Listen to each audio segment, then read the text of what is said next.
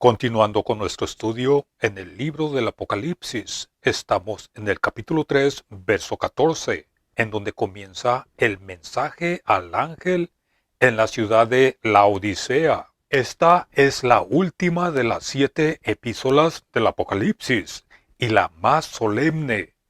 Todas estas 7 epístolas cubren de una manera en general todo el periodo de tiempo que abarca el libro, pero también marcan y nos señalan etapas especiales de la apostasía y de la gran tribulación. La carta a la Odisea marca la última etapa, porque se relaciona con el periodo final inmediatamente antes de lo que sucede en el capítulo 19.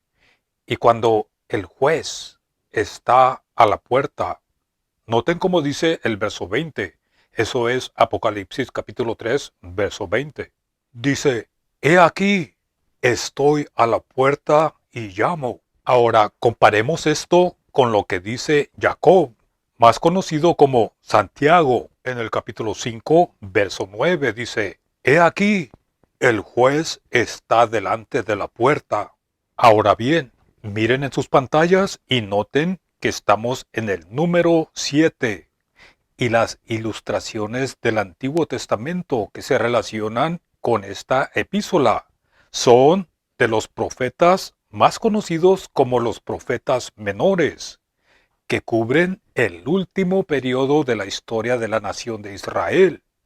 Ahora, ese periodo de tiempo en el Antiguo Testamento y los profetas forman el último testimonio antes de la primera venida de Mashiach Yeshua, el Cristo, y de esa manera se relacionan con esta última carta a la Odisea, porque características muy similares en ese tiempo del Apocalipsis marcarán el periodo inmediato antes de la segunda venida de Mashiach y del día del Señor. Entonces, abran sus Biblias al libro del Apocalipsis. El capítulo 3, verso 14 dice, y escribe al ángel de la iglesia en la Odisea, he aquí el Amén. Amén es una palabra hebrea. Comparémosla con lo que dice en la segunda carta a los Corintios. Eso es segunda de Corintios capítulo 1 verso 20. Dice, porque todas las promesas de Dios son en Él sí y en Él amén. Y en la epístola a los Romanos, en el capítulo 15 verso 8 dice, pues les digo que el Cristo Yeshua vino a ser siervo de la circuncisión para mostrar la verdad de Dios y para confirmar las promesas hechas a los padres. Aquí tenemos el significado de la palabra amén. Es una confirmación. Entonces, volviendo al Apocalipsis capítulo 3, verso 14, aquí el amén expresa lo que inmediatamente se añade diciendo el testigo fiel y verdadero. Ahora, este título ya lo consideramos en el capítulo 1, verso 5 en los videos anteriores. Les sugiero a que lo revisen si no lo han hecho. Luego dice, el principio de la creación de Dios, recordando el hecho de que por Él fueron creadas todas las cosas y que por Él todas las cosas existen y todas las cosas subsisten para que Él tenga la preeminencia, como se nos explica en la carta a los Colosenses, en el capítulo 1, versos 14 al 19. Veamos lo que dice.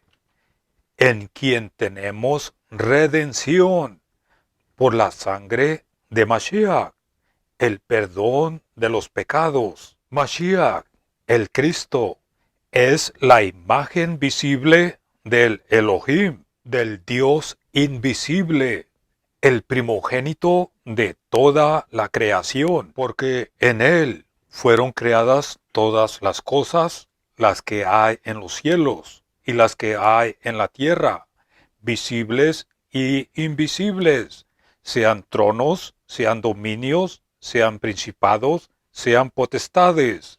Todo fue creado por medio de Él y para Él. Y Mashiach, el Cristo, es antes de todas las cosas, y todas las cosas en Él subsisten.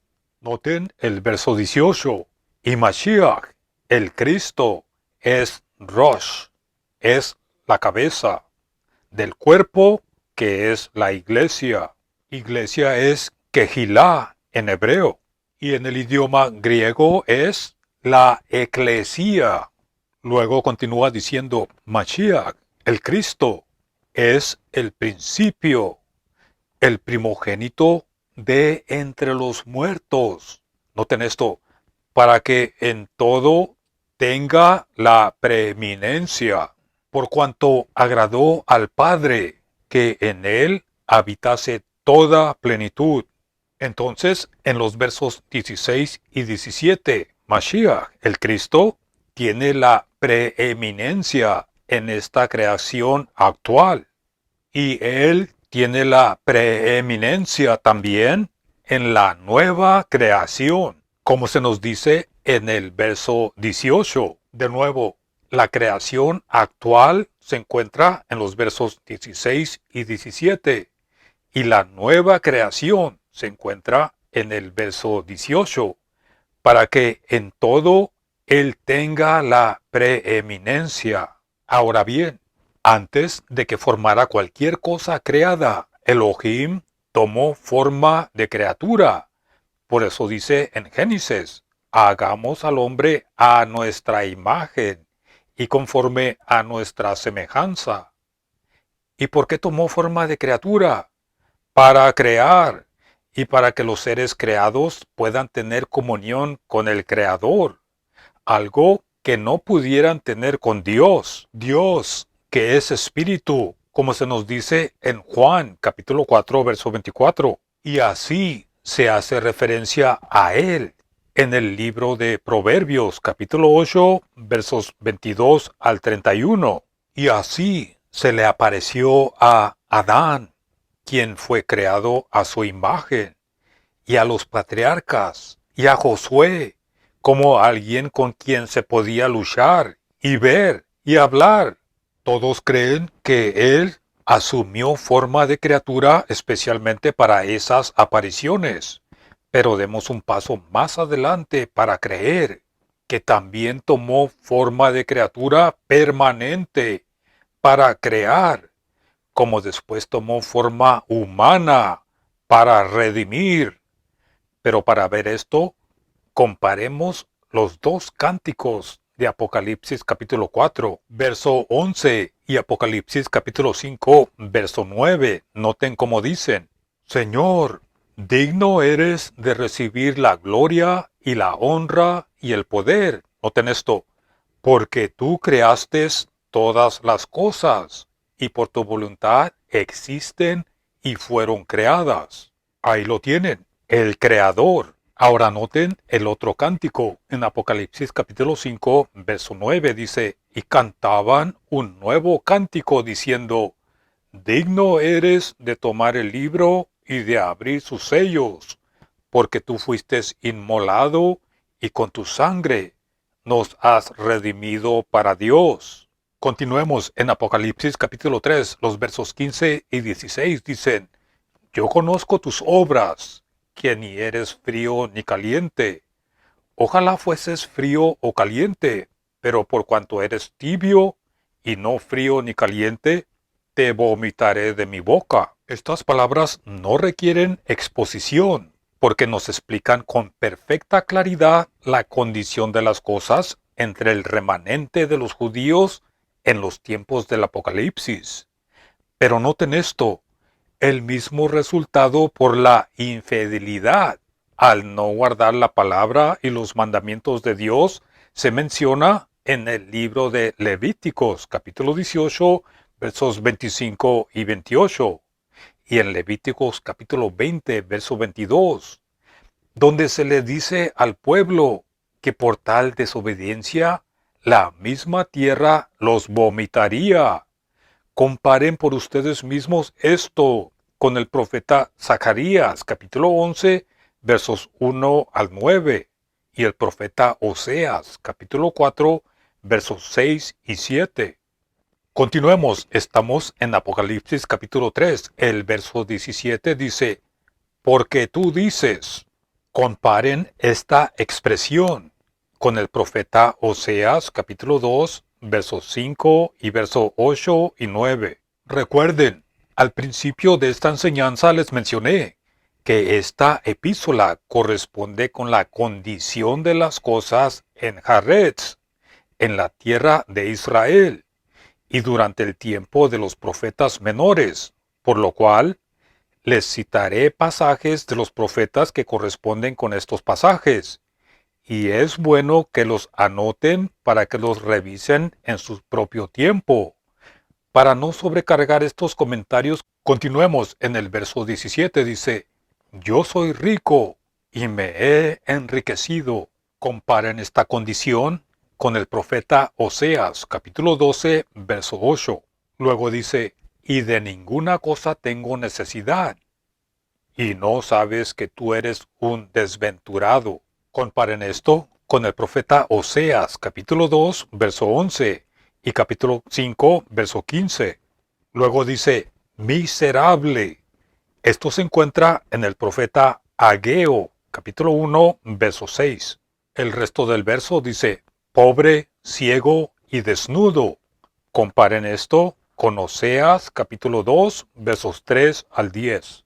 El verso 18 dice, por tanto, yo te aconsejo, noten esto, que de mí compres. Aquí, permítanme preguntarles, ¿cuándo? ¿Cuándo se les ha aconsejado a los miembros de la eclesía, la que es el cuerpo del Cristo, de Yeshua HaMashiach, en la epístola a los Efesios y Colosenses, o de hecho a cualquiera en esta dispensación, donde todo es gracia y regalo, un favor y un regalo gratis, que no nos merecemos?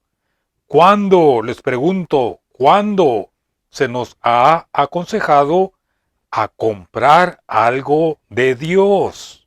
En primer lugar, no tenemos nada con qué pagar, ni nada con qué comprar.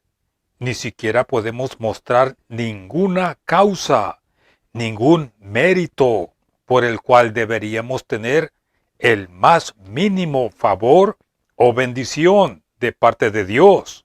Esto lo digo para que agradezcamos y para que reconozcamos las diferencias entre los tiempos en que vivimos ahora, durante la gracia de Dios.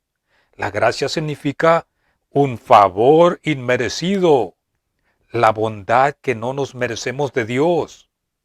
Comparémoslos con los tiempos del Apocalipsis, los cuales son los días de juicio. Ahora bien, comparen este pasaje con el profeta Isaías, capítulo 55, versos 1 y 2. Continuemos. En el verso 18 dice, oro refinado en fuego.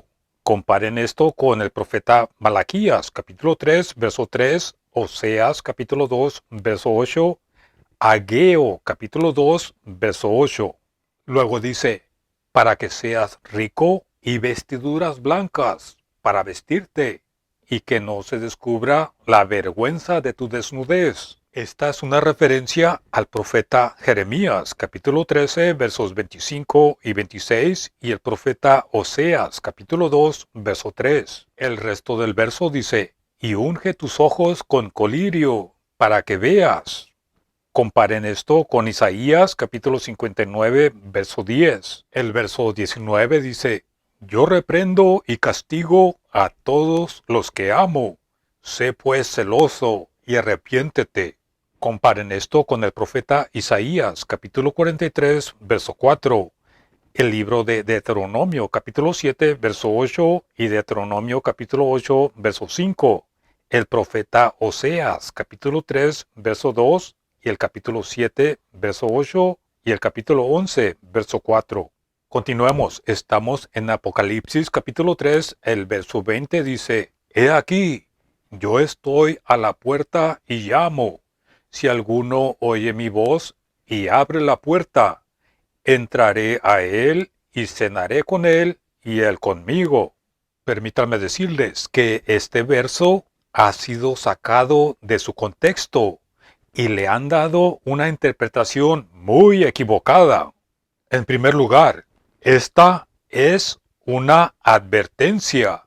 Cuando dice, he aquí, yo estoy a la puerta y llamo, es una advertencia, pero ha sido interpretada universalmente, como si el Cristo, el Señor, está a la puerta de tu corazón, a ver quién le abre la puerta y lo acepta como su Salvador personal.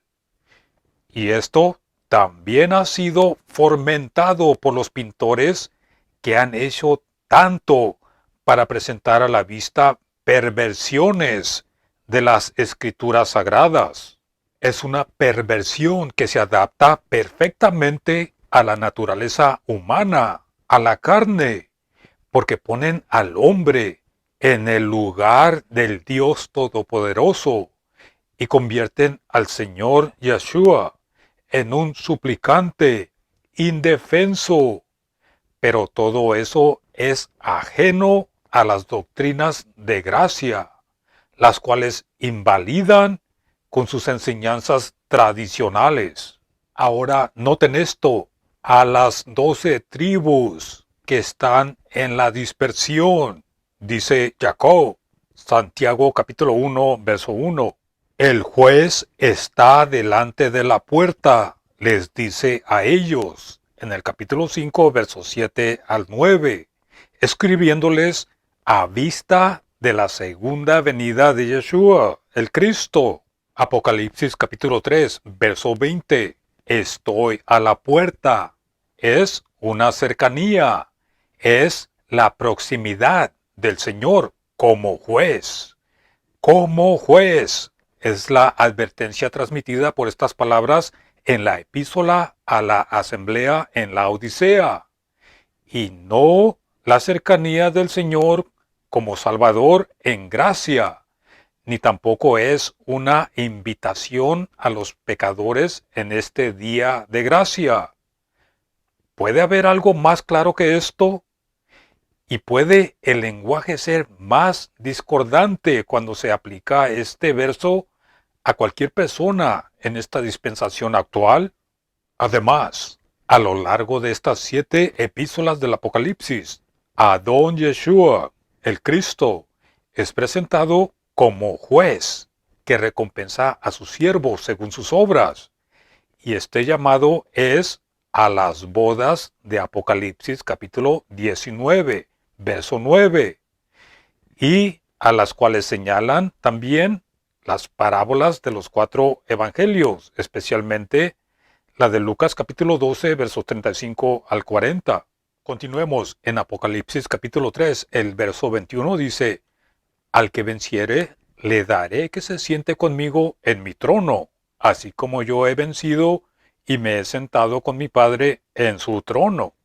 Esta promesa se ve cumplida en Apocalipsis capítulo 20, verso 4. Noten que aquí se habla en esta sesión del Señor Yeshua como en el pasado, pero aquí está de pie, como en la visión del capítulo 1. Se ha levantado de su trono y en este pasaje está a punto de descender en juicio para vengar la sangre de sus mártires santos, como también Esteban en Hechos capítulo 7, verso 56. Ve al mismo Ben Adam de pie. Ahora bien, nada demuestra más claramente los 2 tronos de los que hablan las Escrituras. El trono de su padre, en el que ahora está sentado, y el trono de David su padre, el cual Mashiach es heredero, como el hijo de David, y el Señor de David, como se nos dice en Lucas capítulo 2, verso 32.